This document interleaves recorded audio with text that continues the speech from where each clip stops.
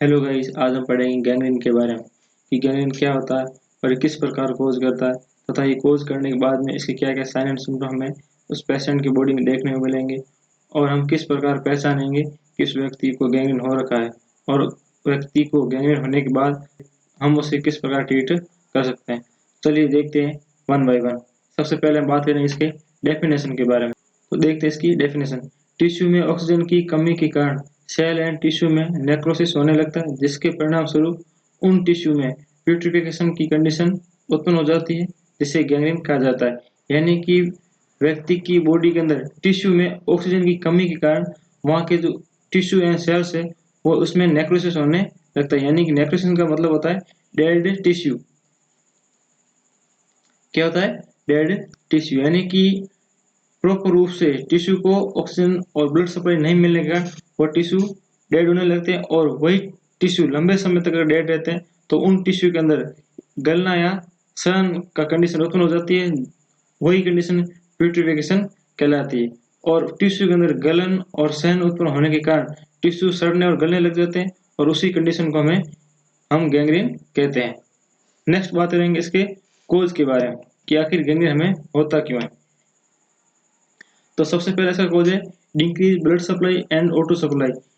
जैसे कि मैंने पहले आपको बताया था कि पेशेंट की बॉडी के अंदर टिश्यू को प्रॉपर रूप से ब्लड सप्लाई ऑटो सप्लाई नहीं मिल पाती है, जिसके कारण वहां पर उन टिश्यू को प्रॉपर रूप से न्यूट्रिशन नहीं मिल पाता है और वो अपना फंक्शन प्रॉपर रूप से नहीं कर पाता, जिसके कारण वह डेड होने लगते हैं और उनमें प्यूट्रिफिकेशन की कंडीशन उत्पन्न हो जाती है और वो गैंग्रीन को कोज करते हैं। यानी कि इसका मोस्ट ऑफ कोज होता है वो ब्लड सप्लाई और ऑटो सप्लाई का डिक्रीज होना होता है।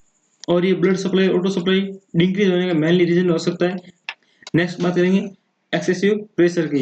यानी कि बॉडी के किसी पार्ट के अंदर अगर टाइट बैंडेज कर दी जाए या फिर टाइट प्लास्टर कर दिया जाए तो उन टिश्यू के अंदर ब्लड वेसल्स नैर हो जाएगी और वहां पर प्रॉपर रूप से O2 व ब्लड सप्लाई नहीं हो पाएगी, जिसके कारण वहां गैंग्रीन कोज हो सकता है। थर्ड नंबर कोज बात करें तो वह इन्फेक्शन, यानी कि किसी इन्फेक्शन के कारण व्यक्ति की बॉडी में गैंग्रीन कोज हो सकता है। नेक्स्ट बात करेंगे केमिकल सब्सटेंस। यानी कि इसमें मेनली जो होता है स्ट्रॉन्ग एसिडिक या एल्कलाइन के कारण व्यक्ति की बॉडी में गैंग्रीन कोज हो सकता है। नेक्स्ट बात करेंगे physical factor. Physical factor mainly क्या होते हैं? यानी कि किसी व्यक्ति की फिजिकल कंडीशन के कारण गैंग्रीन उत्पन्न होता है, उसे कहा जाता है फिजिकल फैक्टर। और फिजिकल फैक्टर में मेनली आते हैं इंजरी, हॉट एप्लीकेशन या कोल्ड एप्लीकेशन। इंजरी के कारण उस पेशेंट के अंदर वुंड क्रिएट होगा और वुंड से वो गैंग्रीन में कन्वर्ट हो सकता है। नेक्स्ट बात करें हॉट एप्लीकेशन। हॉट एप्लीकेशन के कारण किसी पर्टिकुलर एरिया पर बर्न हो सकता है और बर्न के कारण इंजरी होगी और इंजरी के कारण गैंग्रीन कोज हो सकता है। और कोल्ड एप्लीकेशन के कारण भी गैंग्रीन कोज हो सकता है। नेक्स्ट बात करें इसके टाइप्स के बारे में, यानी गैंग्रीन कितने टाइप्स के होते हैं। तो मेनली जो गैंग्रीन है वो 3 टाइप्स के होते हैं। सबसे पहला टाइप है ड्राई गैंग्रीन। इस प्रकार के गैंग्रीन का मुख्य कारण इसीमिया होता है और ये मेनली बॉडी के पेरिफेरल पार्ट में अधिक होता है, क्योंकि पेरिफेरल पार्ट के अंदर बॉडी के अन्य पार्ट की तुलना में वहां पर ब्लड सप्लाई और ऑटो सप्लाई कम होती है, जिसके कारण वहां पर गैंग्रीन होने की पॉसिबिलिटी अधिक होती है। इसके एग्जाम्पल के तौर पर देखें तो फिंगर और थंब। और ड्राई गैंग्रीन वाला भाग काला दिखाई देता है क्योंकि वहां पर प्रॉपर रूप से O2 व ब्लड सप्लाई नहीं होती, इसके कारण वो भाग ब्लैक दिखाई देगा।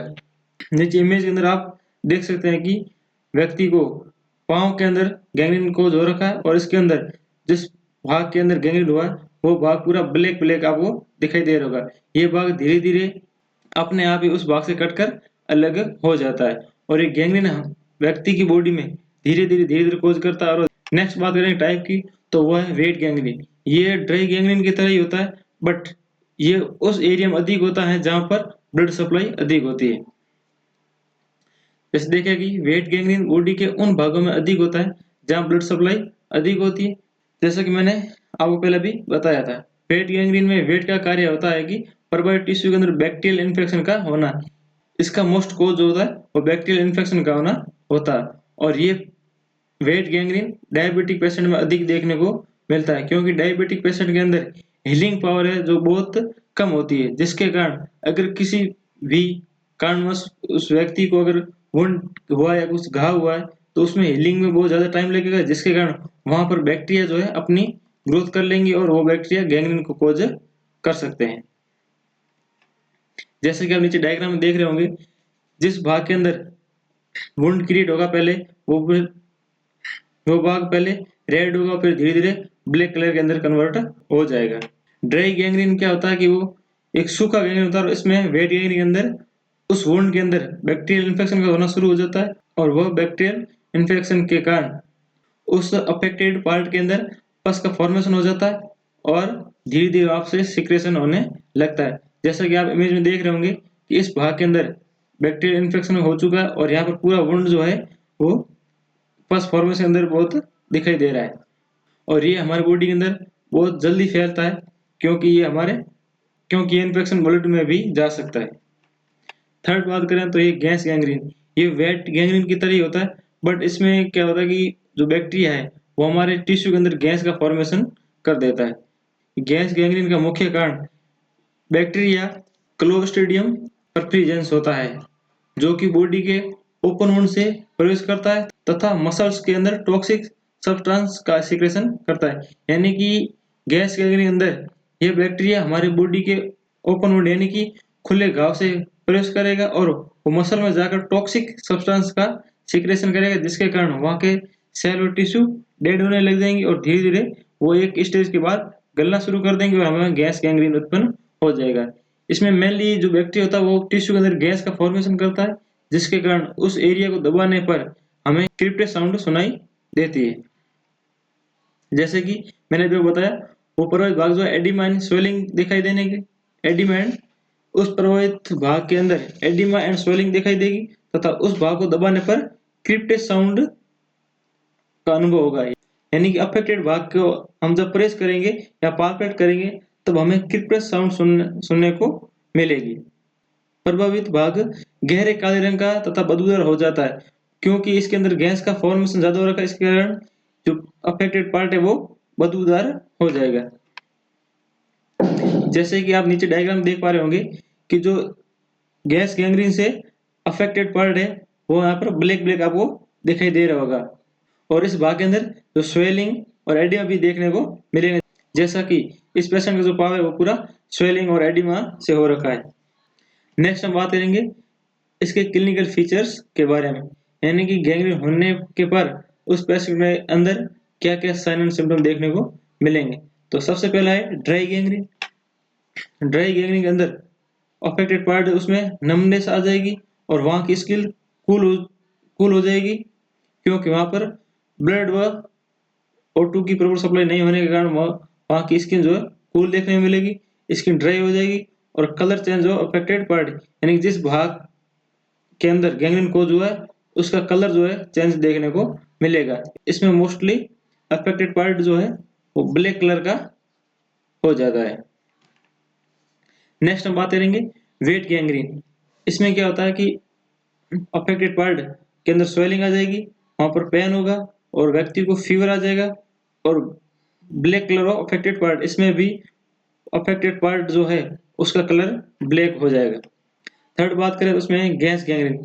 इसके अंदर मोस्टली पेशेंट को सीवियर पेन होगा, उस पेशेंट के अंदर हमें फीवर देखने को मिलेगा और cracking sound when the affected part is pressed. जैसा कि मैंने आपको पहले ही बताया था कि गैस गैंग्रीन कोज होने के बाद उससे अफेक्टेड पार्ट के अंदर जब हम प्रेस करते हैं उसे पालपेट करते हैं तो वहां पर हमें क्रिप्टेस साउंड सुनाई देता है। इसमें टेकीपीनिया यानी कि उसमें श्वसन दर इंक्रीज हो जाएगी, टेकीकार्डिया उस व्यक्ति की पल्स रेट भी इंक्रीज हो जाएगी। नेक्स्ट हम बात करेंगे इसके डायग्नोसिस के बारे में, यानी कि किसी पेशेंट को गैंग्रीन हुआ है ये हम किस आधार पर कंफर्म करेंगे कि उस पेशेंट को गैंग्रीन ही हुआ है। तो गैंग्रीन को कंफर्म करने के लिए हम उसे उसका डायग्नोसिस करते हैं। उसमें डायग्नोसिस मेनली अलग अलग प्रकार के टेस्ट करते हैं। ये सबसे पहले होगा हिस्ट्री कलेक्शन, यानी कि पेशेंट से subjective and objective data collect करेंगे। फिजिकल एग्जामिनेशन, पेशेंट का पूरा फिजिकल का एग्जामिनेशन करेंगे कि कहीं उसे स्वेलिंग हो रखी है या फिर एडिमा हो रखा है या कहीं पे रेडनेस या ब्लैक कुछ पार्ट दिखाई दे रहा है। उसके बाद उसका सीबीसी टेस्ट यानी कंप्लीट ब्लड काउंट, इसमें मेनली जो है WBC इंक्रीज देखने को मिलेंगी। अगर इन्फेक्शन के कारण कोई गैंग्रीन कोज हुआ तो बाद में पेशेंट की एमआरआई करेंगे, CT scan, cultural of affected part. इन सभी इन्वेस्टिगेशन के आधार पर हम कंफर्म करेंगे उस पेशेंट को गैंग्रीन ही कोज हुआ है। नेक्स्ट हम बात करेंगे इसके मैनेजमेंट के बारे में, यानी किसी पेशेंट को गैंग्रीन होने के बाद हमें उसे किस प्रकार ठीक करेंगे। तो मोस्टली इसका मैनेजमेंट है वो प्रिवेंशन ही होता है, क्योंकि गैंग्रीन होने के बाद उस पर्टिकुलर एरिया की रिकवरी बहुत ही कम देखने को मिलती है। बट अगर किसी पेशेंट को गैंग्रीन कोज हो गया है तो उससे हम किस प्रकार मैनेजमेंट प्रदान करेंगे। तो चलिए देखते हैं इसका मैनेजमेंट।